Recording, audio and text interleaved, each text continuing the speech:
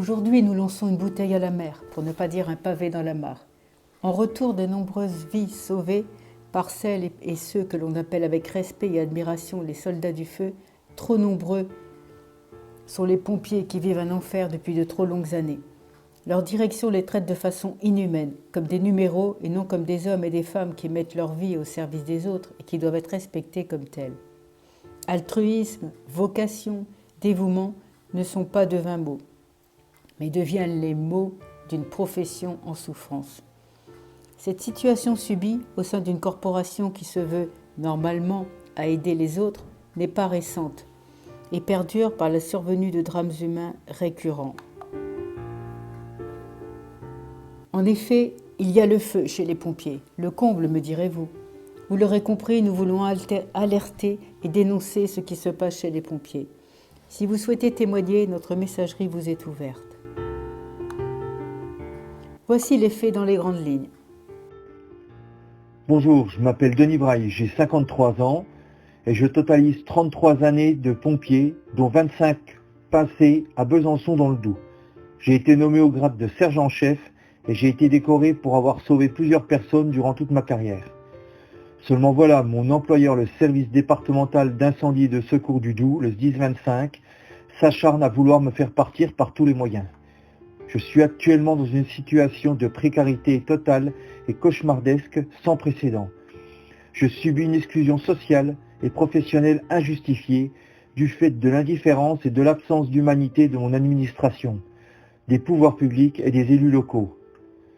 Après des blessures occasionnées au travail en 2016 et 2018, qui ont été reconnues initialement en accident de travail, de multiples expertises réclamées par mon administration, 2 ans de mise à l'écart, à ne plus toucher un salaire correct, le SDIS s'obstine à nouveau à requalifier mes arrêts de travail en maladie simple, à me réclamer les salaires perçus en 2019 et à ne plus répondre à l'ensemble de mes courriers dans lesquels je réclame et demande des réponses quant à ma situation. De quel droit? Sur quelle base juridique? Aucun texte ne prévoit ce genre de disposition puisque les certificats et les experts avaient validé ces blessures en accident de travail. Ces tendances nauséabondes et manières de faire sont autant de harcèlement, d'humiliation, de mise au banc, de mutation arbitraire, de licenciement abusif, d'atteinte aux droits et à l'intégrité d'agents dévoués corps et âme à une profession adulée de tous. Cela a conduit trop de pompiers au suicide, et cela continue encore dans une impunité générale et un silence total.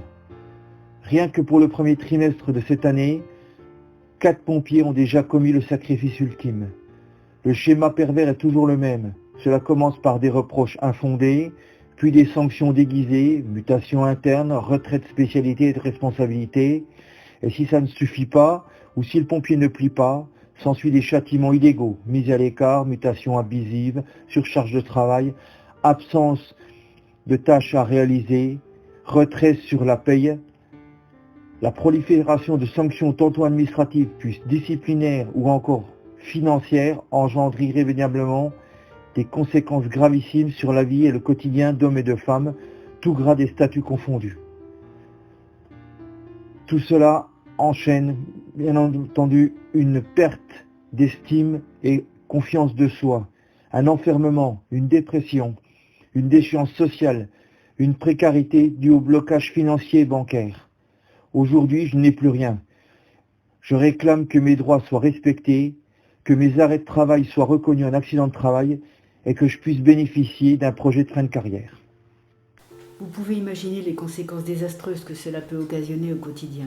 Si vous ou votre entourage connaissez quelqu'un qui est dans la même situation, ou si vous avez eu connaissance de faits similaires ou de quelqu'un qui en subit les conséquences, ayez la force et le courage de témoigner. Pourquoi cet appel aujourd'hui? Tout simplement parce que si nous ne le faisons pas, nous nous rendons coupables et complices. Aurions-nous la conscience tranquille si d'autres pompiers se donnaient la mort? Si nous ne tentons pas de trouver des solutions, ou tout du moins d'alerter les pouvoirs publics, serions-nous encore dans un monde humain? Nous avons tous eu besoin un jour ou l'autre des pompiers, soit nous-mêmes, soit quelqu'un de notre entourage. Vous savez que les pompiers sont toujours là, efficaces et professionnels pour trouver une solution aux problèmes de tous sans discrimination. Mais jusqu'à quand? Leur morale et leur force sont terriblement affectées avec leurs conditions de travail rendues par ailleurs de plus en plus difficiles.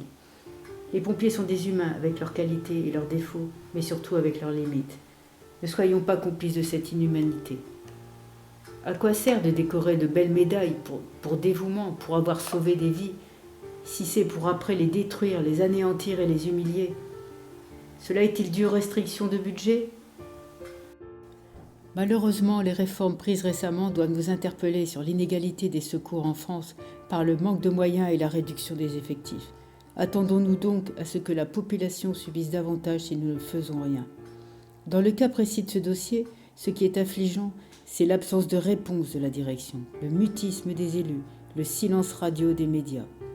Si quelqu'un parmi vous pouvait nous aider à trouver une issue à ce dossier, cela n'en serait que profitable pour les autres pompiers qui sont dans le même cas.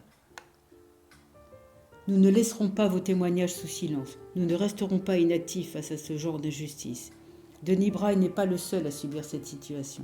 Ce pompier demande juste des réponses à propos de sa situation. Il ne réclame que ses droits et demande à pouvoir retrouver une vie que nous ne nous permettrions pas de qualifier de normale. Toutes vos idées sont les bienvenues.